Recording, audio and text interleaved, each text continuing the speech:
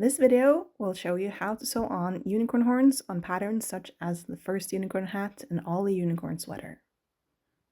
The first thing you'll do is sew these 3 long stitches from the top of the unicorn's head and out in this cone shape. Make sure that these stitches are not too tight because that will pull your knitting together. Often I pull a little in the stitches after I've sewn them so that it won't be too scrunchy.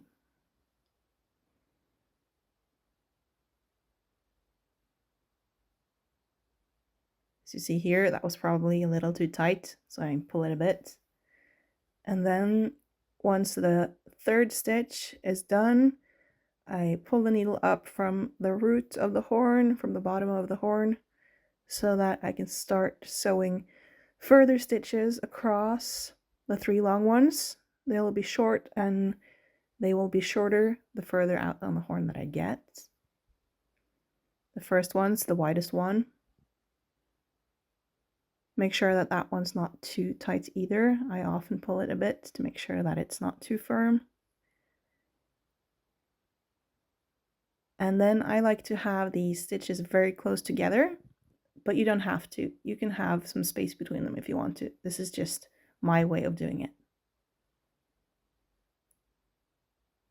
You don't need to be afraid to split the yarn that you have knitted in. I often do that, and it's actually necessary to do so in order to make sure that you get that gradual shaping.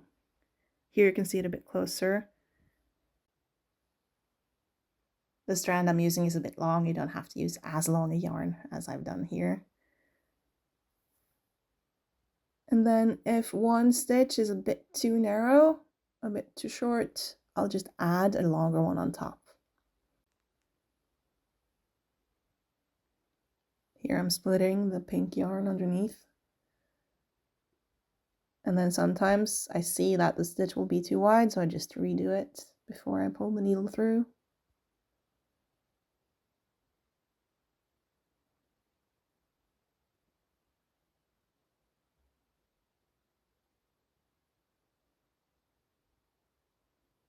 The string I'm using is too long. You don't have to use as long a string as I'm using. You see they're getting gradually shorter. This will have a cone shape in the end. And then here it's clear that that stitch was too far out, but to just close the gap, I pull it up again a bit further down on the horn so that I can easily close the gap with the next stitch.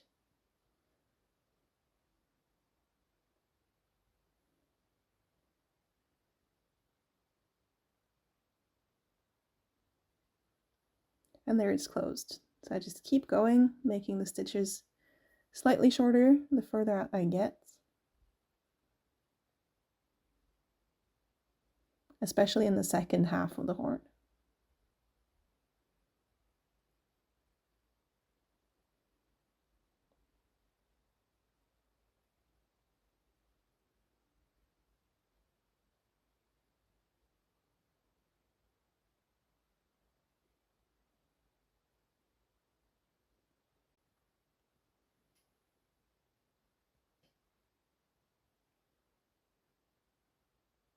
As I said, I like to sew a lot of stitches, but you don't have to. You could only add 3 or 4 stitches if you want to keep those long ones together.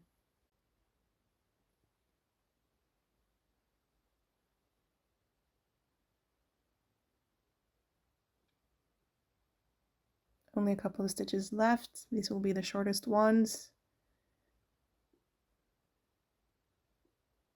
There we go. Almost done.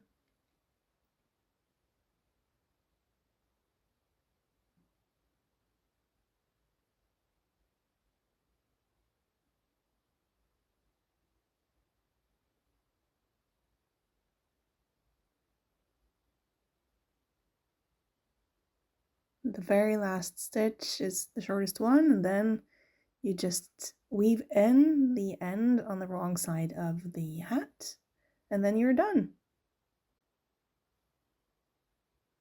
Your knitting now has a unicorn horn. And you can find the pattern on Ravelry.